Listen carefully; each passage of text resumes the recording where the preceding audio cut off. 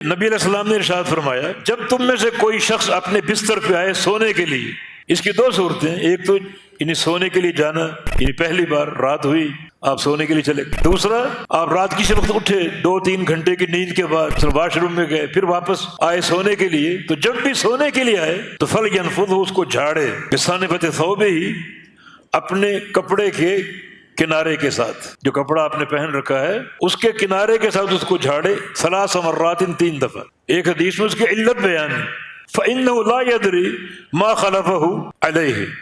کیونکہ اس کو علم نہیں کہ اس بستر پر کیا چیز موجود ہے۔ آپ رات کو سونے کے لیے آئے، ممکن ہے کوئی موذی شے ہو، کوئی بچھو ہو، کوئی سانپ اندر ہو، تو اس کو اچھی طرح جھاڑ لیا جائے تاکہ اس موذی شے سے آپ محفوظ رہ سکیں، اور جب دوبارہ اٹھ کے جائیں پھر سونے کے لیے آئیں تو پھر آپ کو کیا معلوم بعد میں کیا ہو گیا، کوئی جانور اندر آ گیا یا کوئی موذی شے اندر آ گئی، پھر جھاڑیں۔ یہ نبی علیہ السلام کی ایک تعلیم، یعنی بندے کی سلامتی اور اس کی حفاظت کے لیے، اور ساتھ ہی ایک دعا کی آپ نے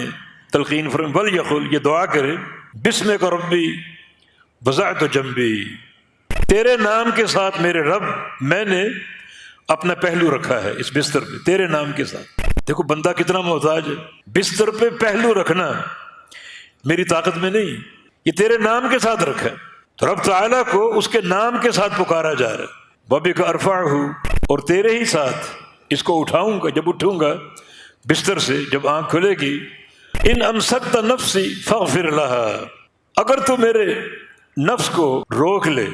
کیونکہ انسان جب سوتا ہے تو اس کی روح نکل جاتی، اللہ تعالیٰ کے پاس پہنچ جاتی، اللہ تعالیٰ اس کو لوٹائے یا نہ لوٹائے، اگر اس کا فیصلہ نہ لوٹانے کا ہو تو یہ امساک ہے، روح کو روک لینا۔ تو اس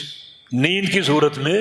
جب روح نکل جائے گی، اگر تو اس کو روک لے تو میری التجا کہ فاغفر لها، اس کو بخش دینا، گناہوں کا معاملہ یا اللہ پاک صاف کر دینا، یہ مغفرت کی دعا کر کے سو۔ وَإِنْ أَرْسَلْتَهَا، اور اگر تو نے اس کو واپس بھیج دیا، لوٹا دیا، چھوڑ دیا اس روح کو، فَاحْفَظْهَا بِمَا تَحْفَظُ بِهِ عِبَادَكَ الصَّالِحِينَ، پھر اس کی حفاظت کرنا اس شے کے ساتھ جس کے ساتھ تو اپنے نیک بندوں کی حفاظت کرتا ہے۔ نیک بندوں کی حفاظت مانا اگر روح لوٹا دی تو پھر زندگی موجود ہے، بستر سے اٹھوں گا تو پھر حفاظت کرنا جس کے ساتھ اپنے نیک بندوں کی حفاظت کرتا ہے۔